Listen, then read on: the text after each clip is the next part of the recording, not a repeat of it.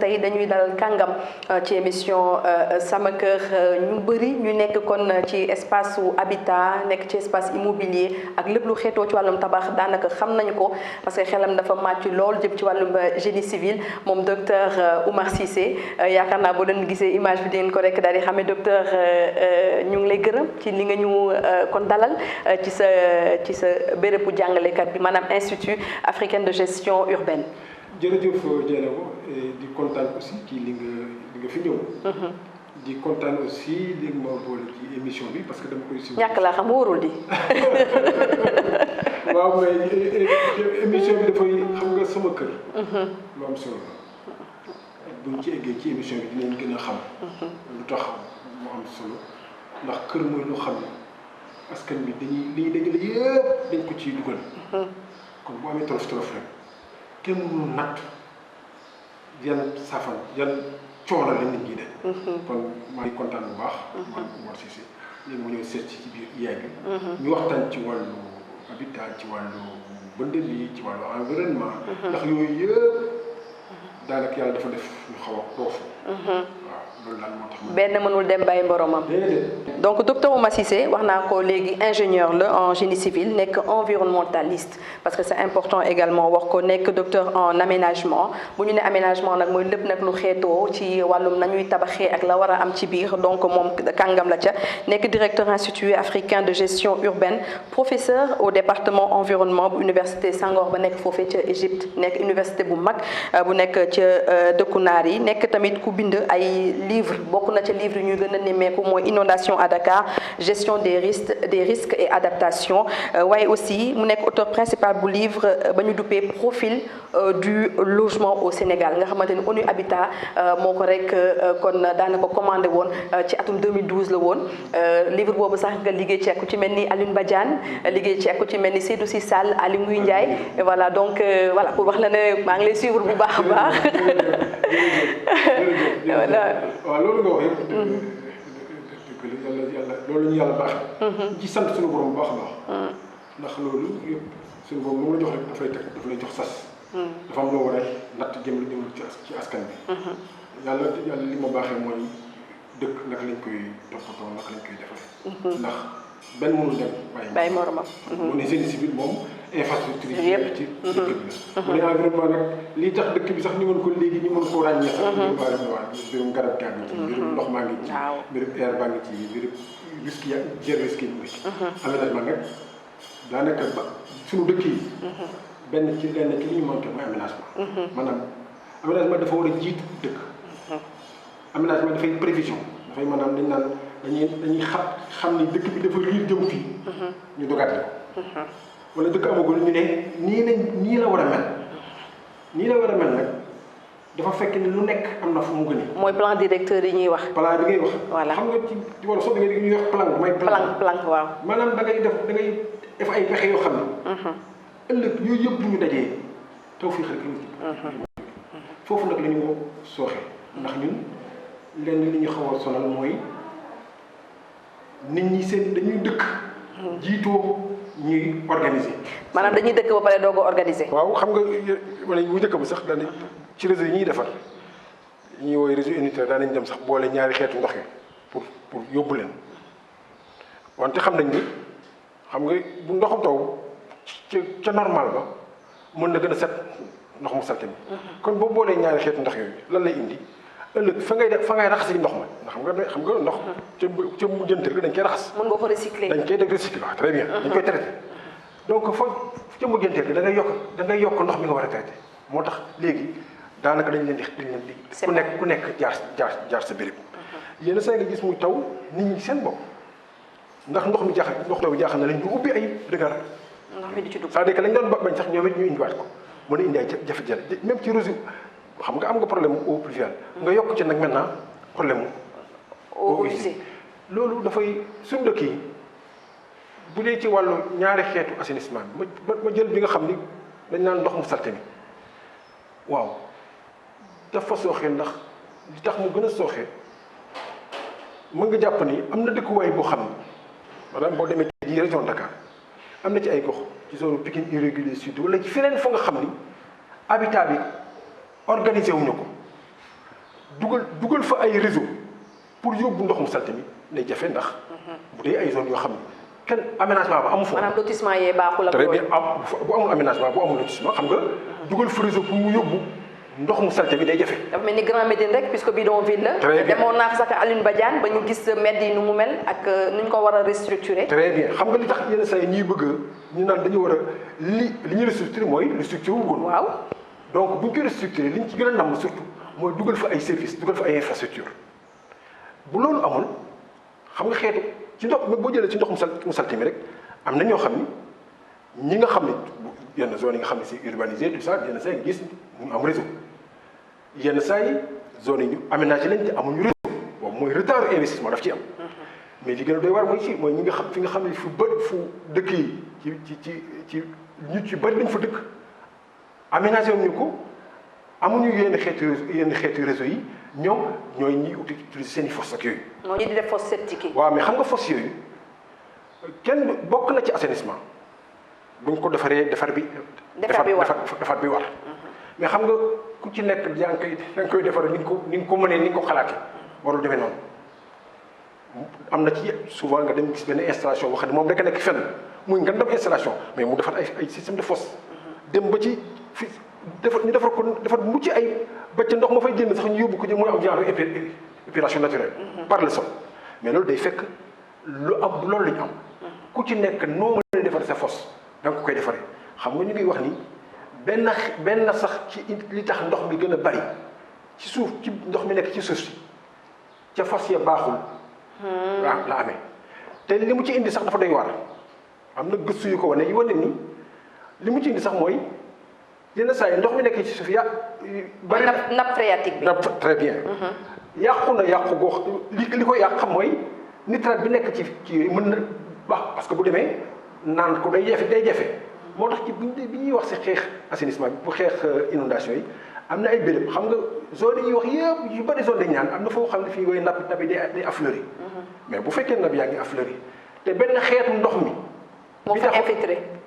dafa fekkoon dafa yokk ci nat bi yàq qualité nag ba nga xam ni boo xoolee baax am na forage yu bari yu nekk caar yoo xam ne kenn utilisé ko ba nit ñi boole woon ci biir solution yi ci biir pexe yi pour mbënd mi nañu commencé di tàmbaliwaat ak forage yooyu pour nga ca ndox mi yóbbu ko pour ñu utiliser ko pour agriculture. donc c'est beaucoup plus compliqué que ñi nga xamante ne moom la ñuy gis. xam nga nit ñi de yëpp roofoo. yëpp roofoo man boobu yii maa ngi wax ci assainissement usine ndox mu salte bi mais gis nga bu tey jii ma ñëw ci ndoxum taw bi boo demoon tey jii ci banlieue bi muy taw ndox yi njëkk wala ngaan da nga naan ndoxum eau usée la. waaw ndax ku nekk da ngay ubbi sa fosse. mu bal nga profité ci. ndax benn boo amee fosse yaa ngi ci zone boo xam ne amul kenn aménagé wu ko nga am fosse. amul réseau. waaw amul réseau ya nga am say fosse. fosse bi mu ngi noonu na nga ko defaree defar nga ko daal ba mu mën la féexal tuuti wante fosse bi comme zone bi dañ ne ndox mi dafa jege maanaam ndox mi nekk ci suuf dafay affleuri du jóg ci fees mënoo dëkk ci di ko ŋàcc xaalis la. alal jooju nit ñi di ko am. kon toujours boo gisee bu baax bu taw bi tàmbalee rek. da ngay ubbi rek muy dem fa ngay fi koy raxasee ainsi de suite. kon ñooñu problème bi dafa daje. te xam nga fan la problème mu inondation gën a jafe. mooy bu ñaari problème yi dajee bu ndoxum taw dajee ak problème ndoxum usé. oui mais justement pourquoi tey Sénégal ñu am tey problème mu évacuer eau pluviale. parce que eau usée sax dama ko jëlale mais eau pluviale lan moo tax tey ñu am jafe-jafe pour évacuer ko. eau pluviale nag ca tàmbali ba d'abord la xam nga même bu ñuy defar fi ñuy dëkk ñu ngi toppatoo eau pluviale naka lañ koy defar xam nga tey jii. bu njëkk bi da nga daan gis bu ñu nee fii lotissement bu bees la nga gis ni indi ay engins defaraat suuf si xam nga loolu yooyu yëpp ñu ngi jéem a xool balaa dara yi am sax naka la ñuy drainer loolu sax amatul léegi xoolal léegi lotissement yi da nga def lotissement yi dafa mel ni morcellement rek la gën a niru maanaam da ngay am nga terrain am ñu ngi dagat mais bu njëkk ba balaa ci biir opération lotissement dafay am opération boo xam ne parce que suuf si ngay ci nit ñi dëkk. mais justement dinañu wax lu jëm ci wàllum viabilisation bi ak lu jëm itamit ci wàllu nit yi nan la ñuy dëkkee mais tey jii nii ñu ngi wax assainissement primaire ne assainissement secondaire état ban la ci war a def. xam nga assainissement sax mën na kenn tey jii mënoo ci jiital collectivité locale yi ndax compétence boobu kenn transfert wu leen ko. te xaalis la. waaw bien sûr. boo nee primaire ak secondaire primaire maanaam da nga naan. kii yu mag a mag yi xam nga yenn saa yi nga gis canal yu mag a mag mais canal yooyu pour ñu fonctionner normalement dafa am yeneen ñu xaw a ndaw yu ciy branché wu. ndax demal ci benn man ñu dem nañ ci ay zone di fa liggéey doon fa gëstu mais donte def nañ fa ay ouvrage maanaam defar nañ bassin ba ca bassin ba am na mu ngandam canal bu jóge ci bassin bi dem feneen ak ainsi de suite kon mën nga ni ñu ngi topp pro ndoxum taw bi. mais quartier yi seen biir am na quartier yoo xam ni. comme zone bi kenn aménagé wu ko woon da gis benn quartier boo xam ni daanaka fi mu dëkk lay tax mu ay ndoxam ñëw ci bassin bi du yombe noonu. kon bu quartier yooyu même bu quartier yooyu xawoon normal tuuti ouvrage yi ngay def ñu ñëw ci quartier ay ouvrage secondaire lañ nekk. maanaam bu ñu nee primaire ak secondaire rek mën nañ dem ba ci tertiaire bi nga xam ne li nga xam mooy ñëw ba ci kër gi. loolu yëpp c'est pour dire que rek affaire bi ay armature la war a nekk. hiérarchie maanaam benn cheminement la boo xamante ni bii mooy jur bii beneen bi jur bii. hiérarchie la bu nekkul loolu. zone bi nga bëgg a drainer doo ko mën drainer. parce que man su ma jëlee canal bu ndaw bu xaw a ndaw bu indi lii ñu dajee ci canal bu mag bi moom mooy mën a yóbbu lu mag yi mais bu fekkee ni dañ koy yóbbu ba da nga gis nga fépp fu zone bi ñuy drainer dañuy jógee ba ci kër ga dara waru ko mën a gàllankoor ba mu dem ba ci ouvrage principal. mais bu njëkk dañ daan def am na ci yenn quartier yoo xam ni booy gis bu ñuy traité sol bi avant nit ñi daan dëkk mais dañ koy traité am na yenn saa yi nga drainer sol nga évacuer ndoxum taw bi te soxla woo canal xam nga yenn saa yi nga jël benn nga gis. mooy évacuation naturelle. waaw mais xam nga mais loolu. environnementaliste yi ñoo koy xam. même ñoom war nañ même ingénieurs yi xam nañ ko. wante day fekk nag du ñu soof day fekk ñu accepté ni.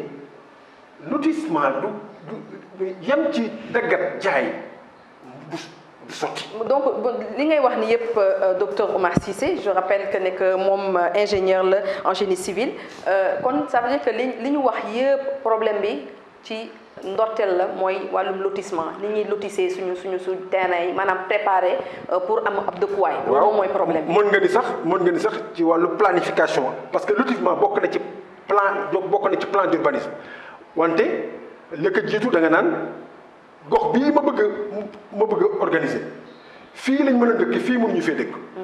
fii am na xur dañ ko fi bàyyi kenn waru fa dem. fii àll la dañ ko fi bàyyi fii lii la fii lii la xam nga loolu yaa ngi ci plan d'urbanisme bi. mën na nekk plan am na bu mag bi am na beneen bi li nga xam mooy bu détail bi day tax échelle yi gën a mag pour nit ñëpp ñu mën a xam ne ñu quartier bi. mën a xam ci zone bi fii la dëkkuwaay war a nekk fii la tracé tay nekk fii lii nekk fii nekk après nag bu loolu amee lan moo ci des fii nit ñi war a dëkk wala tëj ko. defar ko ba mu baax. pour que morcelé ko pour nit ñi mën fa dëkk. mais ñun dañu am fii mu sooxee mooy plan ba ci boppam yenn saa yi plan bi ci boppam. du am. wala benn bu mag bi mooy am plan directeur bi. wante plan directeur zone bu nit ñi commencé dëkk mu bëri dëkkuwaay foo jar am plan détail parce que détail bi mooy tax nga mën a xam ni yoon yi fii dañuy wax yoon yi fii ainsi de suite. fii dëkku ndox la fii yoonu ndox la kenn waru fi tabax. fii suuf bi nii la mel ak fële na la. plan bu mag bi orientation rek lay génn. donc plan détail def ci loolu.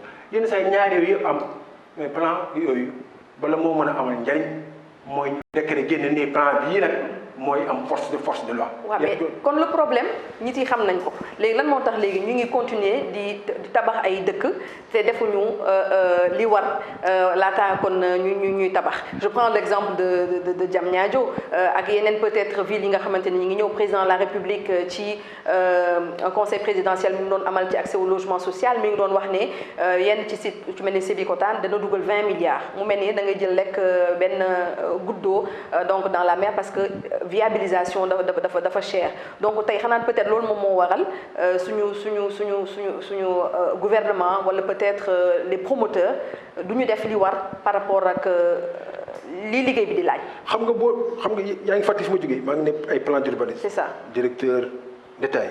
ne lotissement après ñu commencé dëkkaay bi war ñu teg fa ay infrastructure di ko gérer lu ci ne am na comme fu mu war. gis nga léegi boo ci sànq ne nga Kër Massar. mais xam nga. dafa xew doy na waar. xam nga dafa normal loolu. xam nga boobu am na ñaari yu jaaxal nit ñi benn bi mooy pourtant am na zone bu Kër Massar boo xam ne ça a été loti. donc pouvoir public ñoo ko loti joxe ko mais sous-estimé que fi xur bi nekkoon. directeur SNHLM wax na ko. waaw mais c'est parce que. bu ñu ne xam nga bala déggoo mën na bu ñu ñëw ci plan d'urbanisme bi ñu ne fii lii moo fi nekk fii lii moo fi nekk fii lu ne fu ne dafa am lu fa nekk. dafa am lu fa gën a yomb nekk kooku ci plan directeur bu ñu koy wax ak plan d'urbanisme détaillé ñu ne kon bokk xam nga tey yenn saa yi ñu wane ay image ci Kër Massar di xoolal rek fi ñu doon wane ma ne am na foo xam ni da nga naan mbete lakk. pourtant mënoon na nekk lakk. mais suñ ko bàyyi woon mu nekk lakk xoolal tey yenn saa yi nga gis ay béréb ay kër yu ñu wane kër yooyu yenn saa yi dépassé na sax 80 millions. ci biir Kër Massar xam nga dafa doy waar. nga ne xoolal kër yi xam nga ñii kon man kër gee may tabax nañ ma won rek fu baax fu ma tabax. même li ma waroon def fii. ma def ko fële. léegi tabax bay day ni ma tabax fu ma warul tabax benn maa ngi li ma amul yëpp def naa ko ci maa ngi coono goo xam ni kenn xamul nu mu toll jàll te buñ ko tey jii suñ ko bëggoon boo ko tëjee da nga koy tëj. boo ko dindee war ko joxaat feneen fu mu tabax loolu lay wooye ñaari dépense ci benn affaire. ñaari dépense mais nga yokk ci coono gi moo tax ñu ne aménagement am solo non mais yooyu ay drame la. gis nga dajalu li nga am yëpp tey jii mbënd bi jël ko imagine-toi sa xale yi sa doom yi te wàllu situation lañ nekk. c'est traumatisant. imagine-toi li maladie yi xam nga am na nit ñoo xam ne bu ñu naan nañ dem fii seen mbooloo ñu dimbali la wala ni nga yóbbu ci école. mais man dem naa Kër Massar ñu sañu ñu sax dugg ci ndox mi. très bien sañ dem nañ fa di. te pourtant am na ñoo xam ni lañ fa def ci alal moo tax duñ fa mën a jógee noonu. ah oui kon dama ni moo tax ñu ne aménagement prévision anticipation dañ ko du gis nga ñàkk koo sàgg boo ko sàgganewul léegi loo waroon dépenser benn di nga ci dépenser ñaar mais surtout indi ay loraange yu bare su moo tax bu ñuy wax problème ndox ma ne amul problème ndox amul problème aménagement la ñu am aménagement jàppal dugal ci plan yëpp bu ci nekk li mu war a def. directeur bu mag wala schéma directeur régional bi. plan directeur nga xam ni ak plan détaillé bi balaa ngaa wax nag plan de lotissement. mais léegi yenn saa yi da ngay gis bërëb yoo xam ni lotissement bi sax mooy ëpp doole. te lotissement bi kenn du ko def ni mu war a defee. yeneen biñ ciy rax mooy yenn saa yi lotissement bi ñoom bu ñu demee pour ñu approuver plan lotissement bi am na sax yenn saa yi dañuy présenter benn plan ne ñoom fii dañ fiy def jardin fii dañ fiy def. te duñ ko respecté mais kan moo koy toppatoo. ñun li ñu néewal ci wàllu dëkkuwaay gis nga jéem a quartier bu baax moo gën kër gu baax. xam nga Sénégal dañu war a d'accord ci léegi kër gu baax quartier bu baax ak gën quartier bu baax loo fa def mu normal. mais dañuy jël exemple kër góor gi. kër góor gi nga xamante ni fii nii daanaka terrain rek ay millions yu bari nga koy jëndee. te boo xoolee par exemple nu mu mel tali toj na am nañ problème mu évacuation système ndox mais nag boo duggee ci biir kër góor gi nga ne nga bàyyi àddina lu waral loolu. mais xam nga loolu dafa noonu. waa kër góor gi nañ ma baal rek. non loolu mooy dafa yenoon sax maanaam. xam nga fii mën nga ni organiser nañ ko. waaw wante yenn say béréb mën nañ ko lotir am ay kër yu mucc ay yu fa ne mais infrastructure yi fa war kenn defu ci benn. comme fii par exemple nga am problème mu infrastructure drainage xam nga du sànq maa ngi naan bu ñu defaree gox bi ci Pandogo am na ndox yu bari yu ñu mën a convoyer fi ñu dem wante. de toujours yenn saa yi dafay laaj nga jël yenn ouvrage yi dugal ko fa pour que aussi mu yóbbu ndox mi. mais mënoo dugal lu ni mel ci alal ci gox te base bi moo tax quartier bu baax. quartier bu baax mooy lan gox bu baax mooy lan gox bu baax mooy gox bi bala fa nit ñi dëkk état bi jiitu leen fa fu nit ñi warul dëkk. ñu góorgóorlu ba kenn bañ fa dëkk ndax bu fa dëkkee seen coono la wala seen suñu coono la ñun askan bi coono la état bi ndax ñoom dinañ jël seen alal ka ñu amoon def fa ñun ñu dindi loolu après utalaatale fenn muy ñaari dépenses yoo xam ne dara mënu ko justifier. donc benn quartier bu ñu war donc quartier bu baax mooy dañ naan def nañ plan directeur bu toll nii. def nañ plan détaillé. def ay plan détaillé ñëw def bu plan détaillé paree décret yi génn ñu ne fii te nag bu ñuy def plan yi nañu góorgóorlu ba askan bi xam ci dara xam nga lu tax. communication bi. contrôle citoyen daf ci am solo. te cartographie am na léegi ay xeetu cartographie yoo xam ne de façon participative nit ñi mën nañ xam ñu leen fii la yoon yi war a am fii dañ ko war a décret def ni kenn ko tabax fii lañ war a tax ci askan ci bopp aaki moo ko ñu génne décret ne lii ak lii ak lii ak lii moom la plan d'urbanisme de détail bu wax. mais loolu xam naa si yeneen ville yi lay nekk parce que Dakar moom waaw. mais loolu la war a am fu amul loolu boo ko defee pare nit ñi yore ñi def promotion immobilière ñi def leneen ak leneen même municipalité yi soo ko mën a def seen i plan de lotissement te plan de lotissement yi bu ñu koy approuvé nañu bañ a approuvé rek acte départ boobu na am ay nañ ko topp ba xam ndax lañ ca waxoon yëpp mu nga cee ne bu yii may wax yëpp bu amul xam nga lan mooy am nit ñi jiitu dëkk bi jiitu defuñu dëkk bi waaw bu ñu ñëwee ba jiitu inondation bi dafa fësal rek ne nit ñi jiitu nañ même bu inondation yi amul nit ñi jiitu te kenn aménagé wu ko mooy tax ngay dégg restructuration maanaam jubbanti ay kër yaatal ay yoon pour dugal fa li fa war a nekk pour que nit ñi mën a am dëkkin bu am. je rappelle juste que nekk am na benn kon programme bi ñuy woowee zéro bidonville ñi ci rek doon liggéey waa ONU Habitat je pense Grand Médine ci la bokk ak yeneen dem ci benn diir dootuñu amati bidonville fii ci suñu réew. danañ fa sax peut-être dellu pour xool fan la ñu rek daal di toll ci liggéey bi di fàttali ni ñu ngi ak docteur Oumar Cissé ingénieur en génie civil moom mooy directeur Institut africain de gestion urbaine nekk aussi professeur département environnement bu université Senghor bu nekk ci Égypte bind na ay livres yu bëri jëmee ko ci wàllum inondation mais aussi ci wàllum profil du logement mais docteur sànq ñu ngi wax lu jëm ci naka la dëkk war a sanc naka la ñu war a sancee ab dëkk peut-être ci ville yi nga xamante ni ñu ngi koy rek daal di tabax parce que xam nga ne dañoo am programme 100 000 logements am nañ aussi ay pôles yu ñu war a tabax à l'avenir peut-être il faut que ñu daal di jiital loolu pour mën a éviter problème yi ñuy dund tey. waaw te buñ koy éviter fu ñu jaar jiital loolu te dañuy def attention. par exemple xam nga tey jii ñëpp xam nañ ni ci gox bu bari ci pôle urbain Diamniadio suuf si am na lu mu gën a nangu ko. argileux, c'est un sol argileux. am na lu mu gën a nangu ko logement. ñun même yenn saa yi bu amee ay études yu ñuy def bala yu plan yi yëpp bu ñu néewal étude du sol. bu ñu ko néewal xam nga foofu. yenn saa ay études historiques sax mënoon na la wax ni fii dañ fi daan xeetu mbay bu nekk am na fi te dafa amoon sax ay projet wu état yoo xam ni dañ fa bëggoon def ay retenue d'eau pour que nit ñi di fa bay. c'est ça kon bu ñu gaawantu ci mbir yi te li ñuy def na ko xam-xam lan te bu ñu sumbee dara ab diir nañ ko xayma ba ñëpp d'accord ci ne fii lañ ci toll te bu ñu nee fii lañ ci toll lan moo tax egguñu fi ñu bëggoon loolu am na ci solo mooy ci wàllu logement social. xam nga logement social bi ngay wax sax xam naa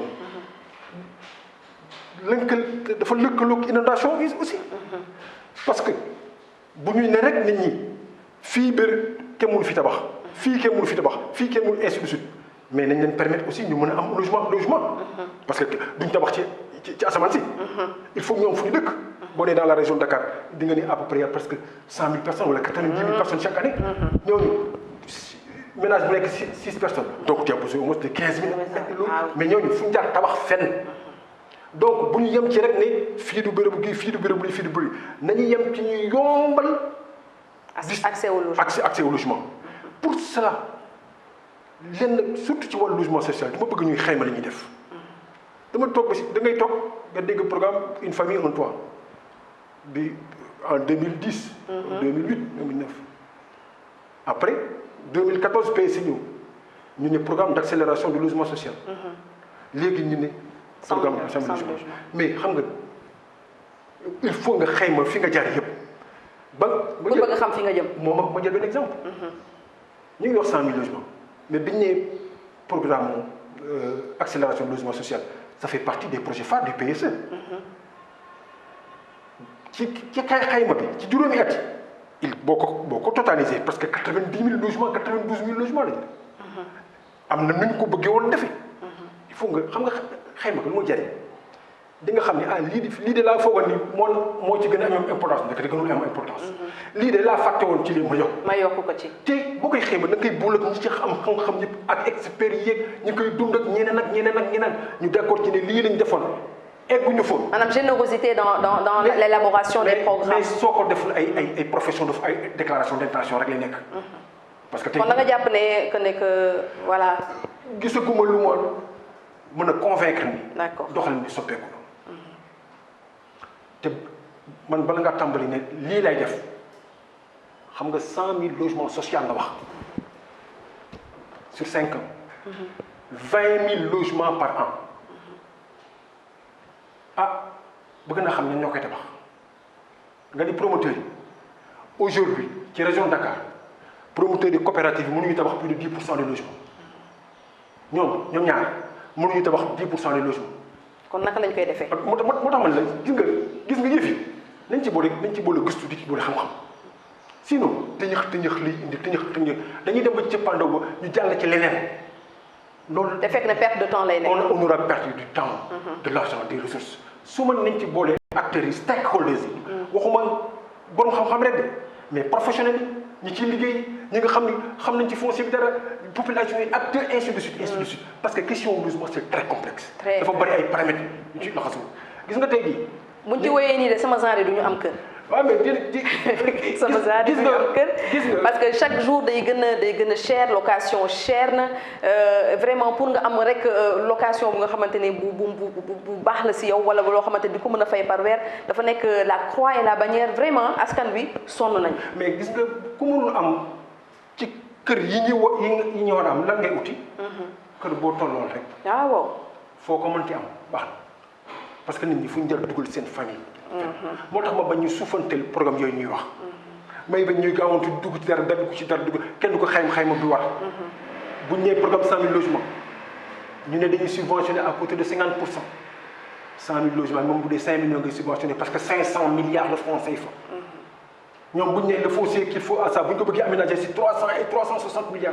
on est dans un programme qui fait au moins 880 milliards. c'est un immense programme.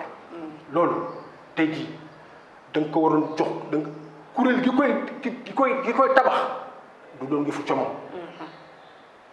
gis nga ma ne leen même bailleurs de fonds yi bu ñu jàppale ci dara tel programme avant ñu koy def dañuy def sax ay études préparatoires parce que lépp wóorul la am na loo xam da nga ko jox rek mais am na yoo xam da nga ko war a xayma par exemple nga ni promoteur ñu def ñu analyser ndax promoteurs yi mën nañ def loolu nga ni la question du secteur informel par exemple nga ni ci programme bi am na xam nga inscription bi am na succès ñu ngi may wax ni ma bon na plus de 200 000 inscriptions. dëgg la. donc ça veut dire que le problème est là. 2000 et quelques nit amuñu kër. ma sax inscrit naa. 200 000 ñooy. waaw. d'abord faut xam nga commencer naka ngay traiter dossier yooyu. du doon traiter 200 000 personnes surtout nga ne ci kenn waru ci am salaire boobu 450 000. nag secteur informel bi ci bokk nag nga xam ne ndax am nañ 450 000 wala amul 450 000 bu ñu soofantal mbir yi c'est très complexe kon bu ñu jëlul suñu matuwaay yëpp pënd bay bari rek. mais résultat yi day néew. en tout cas loolu lañ leen yéene réussite kon programme 100 000 logements yi moom la ñu yéene ñëpp képp ki nga xamante ne yaa ngi ci biir programme bi te bu yaakaar naa bu sottee ñun ñëpp dinañ ci rek daal di gis ngëneel mais comme li docteur wax ñu ñaan rek lépp daal di tegu ci yoon peut-être émission bi léegi mu jeex docteur Oumar Cissé peut-être ñu ngi doon wax wàllum mbënd ci dëkk yi nga xamante ni peut-être tabaxuñu ko jotaguñu ko tabax mais yi ñu tabax ba pare instant yi nii. que mu nekk Dakar que mu nekk yenn gox yi très rapidement te lan mooy solution bi. xam nga ko ñoom sax loolu am na ci état bi kenn commencé na ko. xam nga bi ñu demee inondation bi ñu bu 2005 bu 2009 2012. am na lu ñu dund. am na béréb yoo xam ne tey jii dem gis nga. waaw état bi defar benn plan directeur drainage. ci Pikine Guédiawaye yëpp. zone bu nekk am na ñu xam ni surtout fi gën a am ñaay lii mooy infrastructure primaire yi ñu fi mën def. am na foo xam ne dañuy def bassin am na foo xam ne dañuy def ay ouvrages structurants yu primaires yu am. ndox mi moom wàññeeku na moom inondation yi ci wàllu loolu.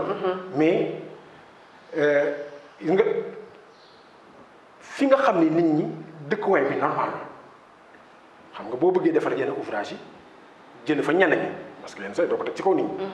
waaw nga bëgg naa defar bassin donc fu am ñoo xam ne leen fa jëlee. dañ leen fay jëlee. boobu leen fi nekk. relogement donc am na. mais ñooñu su ma leen fa jëlee. ma reloger leen. am na ñoo xam ni xam nga même bu ma defee sànq maa ngi lay wax léegi li tax ñu bëgg restructurer yenn saa yi même bu ñëwee zone bi bassin ñu woowee ñun bassin versant maanaam ndox mu taw ci góor boobu yëpp. même point lay aboutir. foofu la ñuy bëgg def suñu ay bassin def fa ay canalisation bu fekkee ni trop plein bi ñu bëgg ci géej gi demee noonu mais comme lañ nit ñi ñoo jiitu woon dëkkuwaay dañuy yenn say dëkk sol bi kenn préparé wu ko di nga gis ñoo xam ne même boo defee loolu du tax seen ndox génn ndax nit ñi dëkkee rek mën na piéger ndox xam nga mooy tax mooy war nga restructurer ngay defaraat di toj di tabax di jubbanti di ut fooy jaar ak foo dul jaar ba ci yenn saa yi boo paree loolu sax am na ci ñoo xam ne dañuy nekk ci ay xur yu tuuti ci biir foo jaar toxal leen wala nga prévoir ay ouvrage tout à fait donc restructuration dafay même boo inondation am dafay war a am ci gox yooyu ndax nit ñi dëkk nañ ba pare parce que boo ko restructuré doo mën a dugal yenn infrastructure yi doo fa mën xoolal tey jii am na zone yoo xam ne ci ville de Pikine soo bëggoon école doo ko fa mën a am plan yi ma la doon wax sànq ñoo la naan fii bérébu école la fii mën a nekk marché te fekk na léegi ñu ko tabax mais waaw mais xam nga bu nit ñi dëkkee ba pare xam nga yow fa ngay dëkk du yooyee prévoir école ba mënoo ko yow du sa def dafa am li la tënk rek moo war a prévoir tabax école wala tabax marché même bu fa école nekkul dara nekkul mais en prise mën na fa nekk kon ñàkk anticipation urbanisme opérationnel bi ñuy dund li muy gàllankoor mbënd bi daf ko fësal mais yu bëree bëri daf koy gàllankoor ba nga xam ne xale yi dañuy mujj def ay kilomètres pour am ñoom fuy jàngee centre de santé kazalika da nga xam ni assainissement bi doo mën a am xeetu assainissement bi nga bëgg da ngay contenté ci benn xeetu assainissement yoon yi baax doo ko am da ngay am ay voies sans issue ainsi de suite maintenant nag bu ci mbënd mi def gën a yokku day jéggi dayo en tout cas c'est important tey émission bu instructive la ñu rek daal di indi par rapport ak li docteur Oumar Cissé doon wax ne am na dëkkuwaay dañ koy rek daal di lotisser c'est obligatoire nga def fa marché c'est obligatoire nga def fa école c'est obligatoire mu am juma wala mu am église et c'est obligatoire également mu am espace donc boo xamante ni dina nekk espace vert boo xamante ni nit yi dinañ fa mën ñëw di fa fiixlu wala xale yi di fa rek daal di fa c'est important suñu plan de lotissement yenn saa yi koy gis mais buñ demee bay exécuter yooyu yëpp kon duñ ko rek daal di respecter ci yenn ci promoteurs yi donc c'était important de le dire en tout cas docteur di la jaajëfal bu baax a baax benn émission doyul ci li nga yor ci xam-xam ci wàllum tabax ak itamit ci wàllum dëkkuwaay macha allah xam naa dañ koy tàmbali ndax yooyu yëpp dafa roofu gis nga dëkk bu rafet xam nga léegi lan mooy dëkk bu rafet fu am ndox fu am garab fii ku fi am alal génn nga uti ndox garab dëkk la wante fii dem ndox mi moo ñuy indi gàllankoor kon am na lu xew ma ne ñun ñuy jullit sax ñun ñuy jullit ndax te loolu lañ gëm suñu borom subhanahu wa taala daf ñuy wax ni bu ñu nee àjjana lan la ñuy wax jardin ñu ne sous lequel coulent des ruisseaux dox mu ne dama leen fa bëgg a bàyyi abadan day xam na kon li nit ñaari mbir yooyu li seen ñàkk a toppatoo ci suñu dëkkuwaay indi na musiba yu bare dama réew tubaab bi dëkk ci booru ndox maa doon ko def ku am barke rek kay dëkk ci booru ndox waaw ak ci àll waaw kon nag ñun ca cappaandaw ko suñu borom baaxee nañu mun naa am xamuñu woon seen njariñ ci dëkkuwaay léegi bañ ko xamee nañu góorgóorlu suñu kémt lay kattan te bu ñu tàmbalee dara buñ demee ba commencé ko saafara buñ ne rek loolu dootul amati mais dañuy jàpp ne dëkk yi day continuer di màgg dañ ci war a sax ba fi ñuy dëkk nekk di koy mucc ay ba nit ñi mën cee jëlee tawfeex. li nga wax am na solo bu baax a baax docteur Oumar Cissé nee na nag gox bu baax moo gën kër bu baax donc foofu la ñuy yem ci émission tey bi di gërëm bu baax a baax docteur Oumar Cissé ci kon waxtaan bi nga xamante ni sekku na ko ak ñun ma leen di fàttali ne moom bind na ab livre bu nga xamante ni daf ko duppee kon inondation à Dakar des risques et adaptations kon bind na ko mais surtout li nga xamante ni moom mooy profil du logement au Sénégal livre boobu ku ko am lépp luy jëm ci wàllum kër naka la ñuy def kon na ba daal di koy am loolu yëpp tënk na ko loolu ci atum 2012 la ko rek bindoon di gërëm bu baax sama rakk yi ma àndaloon Ibrahima Diallo ak aussi Ousmane di ko gërëm bu baax a baax di leen ne merci pour seen jàppale ak seen générosité ci wàllum liggéey bi di leen jox dig daje incha allah beneen yoon seen émission sama kër ci yeneen i thèmes yu am solo yi leen di jëriñ waaye dañu jëriñ i tamit jaa ngeen jëf.